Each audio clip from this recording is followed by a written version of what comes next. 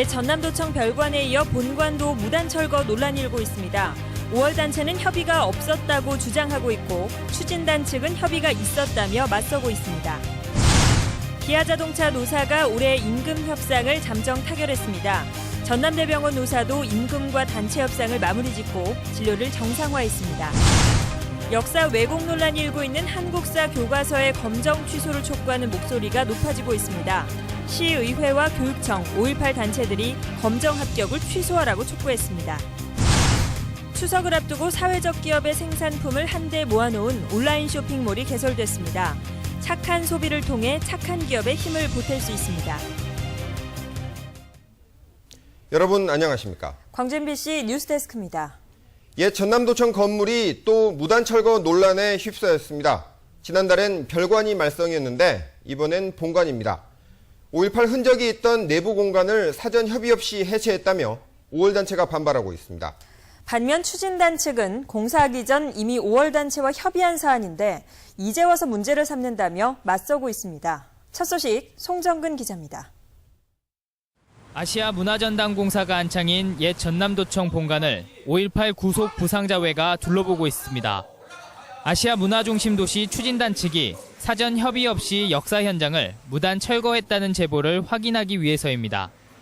5월 단체가 무단 철거됐다고 주장하는 곳은 도청 회의실과 본관입니다. 80년 5월 당시 식당과 숙소로 사용되던 장소입니다. 그 당시 남아있던 테이블과 의자 등 집기류를 보존하기로 했지만 보시는 것처럼 이 현장에는 그 흔적을 찾아볼 수 없습니다. 이쪽에는 부상당한 사람들을 응대가 감아주고 밥을 못 먹는 사람 밥을 해서 지어주고 그런 상황을 만들자는 것인데 이거 다 지어보면 어쩌자는 거예요. 5월 단체 항의에 대해 추진단은 도청 본관 내부를 철거하는 문제는 이미 사전에 협의가 끝난 사안이라는 입장입니다. 2011년 시민토론회와 자문위원회를 통해 충분히 논의를 거쳤기 때문에 문제될 게 없다는 입장입니다. 이 회의에는 5월 단체들도 참여했다고 밝혔습니다. 관련 계획들을 만들 때 자문위원회를 지역사회에 있는 시민사회, 그다음에 민주인권 평화 관련 한 단체, 그 당시 5.18 3단체도 다 들어가 있었어요. 하지만 5월 단체는 본관 내부 리모델링 공사와 관련해서는 사전 협의가 없었다며 회의록 공개를 요구하고 있습니다. 한편 아시아 문화중심도시 추진단은 지난 8월에도 옛 전남도청 별관을 사전 협의 없이 철거하고 벽돌 등 잔해를 임의로 폐기 처분해 역사인식에 대한 논란을 불러일으킨 적이 있습니다. MBC 뉴스 송정근입니다. 역사 왜곡 논란이 일고 있는 교학사, 한국사 교과서에 대해 검정 합격을 취소하라는 여론이 각계로 확산되고 있습니다. 광주시 교육청은 오는 2017년부터 대입 수능 시험에 한국사가 포함될 수 있는 상황에서 편향된 교과서가 채택돼서는 안 된다며 검정 합격 취소를 정부에 촉구했습니다. 광주시 의회도 교학사의 한국사 교과서는 역사를 심각하게 왜곡했다고 지적하고 검정 취소를 촉구하는 결의안을 채택했습니다. 5.18 단체들도 교학사 교과서가 5.18의 의미를 축소하고 계엄군의 학살을 은폐했다며 국사편찬위원회는 잘못된 검정을 사죄하라고 요구했습니다. 국정원의 대선 개입 사태를 비판하는 행사가 잇따랐습니다. 천주교 광주대교구는 오늘 남동성당에서 국정원 사태의 올바른 해결과 민주주의 회복을 위한 시국 미사를 진행하고 남동성당에서 북동성당까지 거리 행진을 하며 국정원 개혁과 대통령의 사과를 촉구했습니다. 광주대교구가 시국 미사를 진행하고 거리로 나선 건 1987년 6.29 선언 이후 26년 만의 일입니다. 시민단체 시민주권행동도 국정원이 선거 개입으로 나라를 떡 주무르듯 했다며 오늘 국정원 광주지부 앞에서 떡매치기 퍼포먼스를 가졌습니다. 옛소련의 붕괴로 국정마저 잃어버린 고려인들 하나둘 모이다 보니 공동체를 형성할 정도로 규모가 커졌습니다. 이런 고려인들을 돕기 위한 조례가 전국에서 처음으로 광주에서 만들어졌습니다. 이계산 기자입니다. 우즈베키스탄 출신인 장이나 씨가 광주에서 살게 된 지는 4년이 넘었습니다. 같은 처지의 고려인 남편을 만나서 아이 둘을 낳고 광주에서 삶의 터전을 마련했습니다. 일자리를 찾아 광주에 와서 가정을 꾸리게 되면서 고향 나라로 돌아가야 할 이유가 없어졌습니다. 많이 안 도와줘요. 여기 광주에 고려인들이 편하게 살 수 있어요. 하남 산단 등지에서 일하며 자연스럽게 광주에 정착한 고려인은 700여 명. 불법 체류자까지 포함할 경우 1,500여 명에 이르는 것으로 파악됐습니다. 다른 지역보다 생활비가 적게 들고 인심이 넉넉하다는 게 알려지면서 고려인들이 광주에 모이게 된 것입니다. 고려인들을 지원하기 위해서 고려인 특별법이 제정돼 있지만 해외에 있는 고려인을 대상으로 하는 것이어서 광주 고려인들은 그저 외국인일 뿐입니다. 그래서 보건의료나 보육 혜택은 기대조차 못합니다. 여기서 집도 벌어서 집 사놓고 여기서 영혼의 애들도 여기서 이렇게 학교도 보내고 여기서 살 수 있게 앞으로 여기 지금 광주에서 태어났잖아요. 고려인들의 어려움을 덜어주기 위해 광주시 고려인 지원 조례가 전국에서 처음으로 제정됐습니다. 고려인의 문화들을 그대로 또 보존하면서 우리의 문화들을 익혀내는 이런 과정들이 있거든요. 이게 또 아시아 문화 중심 도시의 그 역할과 좀 맞물려 떨어지고 또 맞는 부분들이 아닌가. 광주시 의회는 이번 조례를 바탕으로 조선족이나 세터민 등을 지원하는 제도적 장치도 만들어 가기로 했습니다. MBC 뉴스 이계상입니다. 기아차 노사가 임금 협약에 잠정 합의했습니다. 정규직의 임금과 복리후생비는 확실히 올랐는데 소외돼 있던 비정규직과 협력업체 문제는 합의안에 들지 못했습니다. 황성철 기자입니다. 기아차 노사는 올해 기본급을 현대차와 같이 97,000원 인상하기로 했습니다.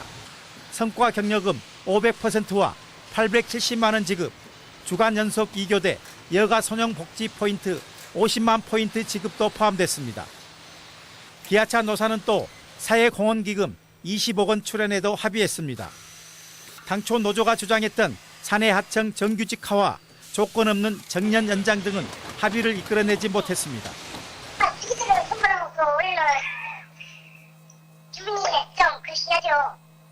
기아차 노조는 올 임금 협상을 하면서 총 6차례 부분 파업을 벌였습니다. 광주 공장 7,000여 대를 비롯해 19,420여 대의 생산 차질이 발생해 3,453억 원의 손실을 빚었습니다.